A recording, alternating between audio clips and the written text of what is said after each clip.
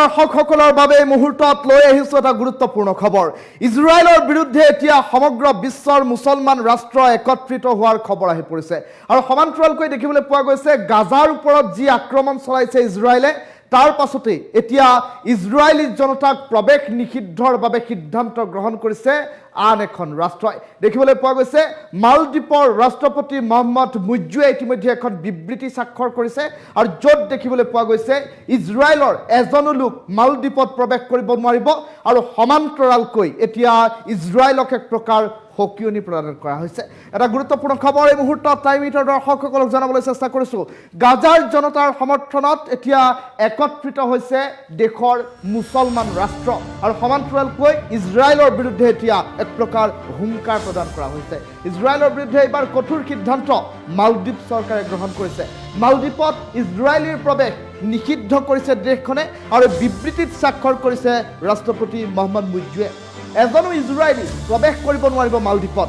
মালদ্বীপৰ ভূমিত ভৰি থলে সন্মুখীন হ'ব লাগিব প্ৰত্যাহ্বানৰ। গাজাৰ জনতাৰ ওপৰত ইজৰাইলে যি আক্ৰমণ চলাইছে সেই আক্ৰমণৰ ওপৰত এতিয়া কঠোৰ হৈ পৰা পৰিলক্ষিত হৈছে। মালদ্বীপৰ ৰাষ্ট্ৰপতি মহম্মদ মুইজ্জুৱে ইতিমধ্যে এই স্বাক্ষৰ কৰিছে বিবৃতিত আৰু তাৰ সমান্তৰালকৈ ক্ৰমাৎ এতিয়া অকলশৰীয়া হৈ পৰিছে নেতানিয়াহু। বেঞ্জামিন নেতানিয়াহু ইতিমধ্যে অকলশৰীয়া হৈ পৰিছে আৰু ইয়াৰ পূৰ্বে বাংলাদেশেও ইজৰাইলৰ সৈতে ছেদ কৰিছে সম্পৰ্ক আৰু সমান্তৰালকৈ বাংলাদেশে যি সিদ্ধান্ত গ্ৰহণ কৰিছে তাৰ পাছত যেন এতিয়া মালদ্বীপেও একেটা সিদ্ধান্তই গ্ৰহণ কৰিছে। গাজাৰ জনতাৰ সমৰ্থনত এতিয়া ইজৰাইলৰ জনতাৰ বাবে গাজাৰ জনতাৰ বাবে ইজৰাইলৰ বিৰুদ্ধে এতিয়া সকলো মুছলমান ৰাষ্ট্ৰ ওলাই অহা পৰিলক্ষিত হৈছে আৰু ক্ৰমাগতভাৱে পাৰমাণৱিক শক্তিধৰ দেশ হিচাপে নিজকে প্ৰতিষ্ঠা কৰিবৰ বাবে ইজৰাইলে পাৰমাণৱিকভাৱে আক্ৰমণ চলাই আহিছে। পাৰমাণৱিক শক্তি ক্ৰমাগতভাৱে দেখুৱাবলৈ আৰম্ভ কৰিছে আৰু তাৰ মাজতে আমেৰিকাই এক প্ৰকাৰ সকিয়নি প্ৰদান কৰিছিল ইজৰাইলক যে যিকোনো কাৰণত যিকোনো মূল্যৰ বিনিময়ত ইজৰাইলক পাৰমাণৱিক শক্তিধৰ দেশ হিচাপে থিয় হ'বলৈ দিয়া নহ'ব বুলি এক প্ৰকাৰ মন্তব্য প্ৰকাশ কৰিছিল আৰু তেনে পৰিপ্ৰেক্ষিতত এতিয়া দেখিবলৈ পোৱা গৈছে গাজাৰ ওপৰত ইজৰাইলৰ যি আক্ৰমণ সেই আক্ৰমণ কিন্তু মুছলমান ৰাষ্ট্ৰসমূহে মুছলমান দেশসমূহে সহজভাৱে মানি লোৱা নাই আৰু তাৰ পৰিপ্ৰেক্ষিতত দেখিবলৈ পোৱা গৈছে অকলশৰীয়া হৈ পৰিছে নেতানিয়াহু।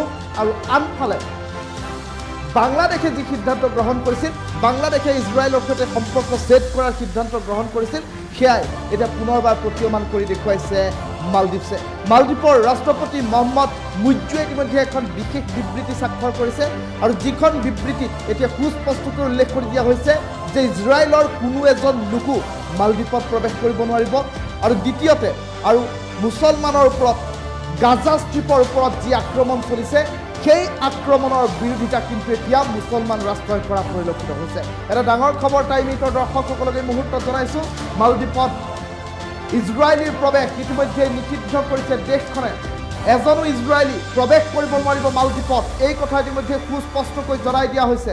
আৰু আনফালে দেখিবলৈ পোৱা গৈছে গাজাৰ জনতাৰ ওপৰত ইজৰাইলে যি ধাৰাবাহিকভাৱে আক্ৰমণ চলাইছে, ধাৰাবাহিক যি আক্ৰমণ সেই পাৰমাণৱিক আক্ৰমণ সহজভাৱে মানি লোৱা নাই এতিয়া মুছলমান অন্যান্য প্ৰান্তৰ ৰাষ্ট্ৰসমূহে। এইবাৰ মালদ্বীপে মাত মতা পৰিলক্ষিত হৈছে।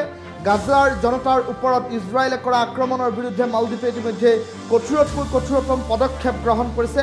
মালদ্বীপৰ ৰাষ্ট্ৰপতি মহম্মদ মুইজ্জুৱে ইতিমধ্যে এখন বিবৃতি স্বাক্ষৰ কৰি এই কথা সুস্পষ্ট কৰি দিছে আৰু তাৰ পাছতেই দেখিবলৈ পোৱা গৈছে অকলশৰীয়া হৈ পৰিছে নেতানিয়াহু।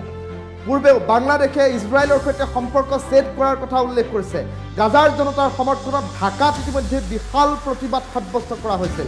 ইজৰাইলে গাজাত চলাই থকা আক্ৰমণৰ বিৰোধিতাৰে একলগ হৈছে লাখ লাখ মুছলমান আৰু আনফালে ইজৰাইলক যে শক্তিধৰ দেশ হিচাপে থিয় হ'বলৈ দিয়া নহ'ব কোনো কাৰণত সেই কথা আমেৰিকায়ো ইতিমধ্যে ইয়াৰ পূৰ্বে কেইবাবাৰো উল্লেখ কৰিছে আৰু তাৰ পাছত আক্ৰমণ প্ৰত্যাক্ৰমণ কিন্তু ক্ৰমাগতভাৱে বৃদ্ধি পাইছে আৰু যুদ্ধৰ দামামা এতিয়া দেখিবলৈ পোৱা গৈছে মধ্যপ্ৰাচ্য আৰু মধ্যপ্ৰাচ্যত এতিয়া যুদ্ধৰ দামামা অব্যাহত আছে আৰু তাৰ মাজতে মালদ্বীপছৰ ৰাষ্ট্ৰপতিয়ে এটা গুৰুত্বপূৰ্ণ সিদ্ধান্ত গ্ৰহণ কৰিছে যে মালদ্বীপছত নিষিদ্ধ ইজৰাইলী জনতাৰ প্ৰৱেশ আৰু ইজৰাইলী জনতাৰ কোন জনতাই মালদ্বীপত প্ৰৱেশ কৰিব নোৱাৰিব বুলি ইতিমধ্যে এখন বিবৃতি প্ৰকাশ কৰা হৈছে, যিখন বিবৃতিত মোহৰ মাৰিছে মালদ্বীপৰ ৰাষ্ট্ৰপতি মহম্মদ মুইজ্জুৱে।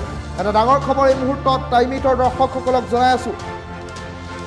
কিন্তু শেহতীয়াকৈ দেখিবলৈ পোৱা গৈছে মধ্যপ্ৰাচ্যত অব্যাহত আছে যুদ্ধৰ দামামা আৰু তাৰ মাজতেই দেখিবলৈ পোৱা গৈছে যুদ্ধৰ দামামা অব্যাহত থকাৰ মাজতেই ইজৰাইলৰ বিৰুদ্ধে এতিয়া একত্ৰিত হৈছে মুছলমান ৰাষ্ট্ৰ আৰু তেনে পৰিপ্ৰেক্ষিতত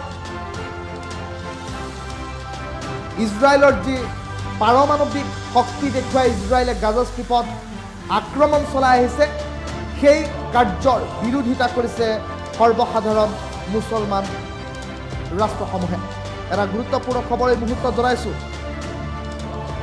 মালদ্বীপত এতিয়া ইজৰাইলী পাছপোৰ্ট থকা ব্যক্তিসকল প্ৰৱেশ নিষিদ্ধ কৰা হৈছে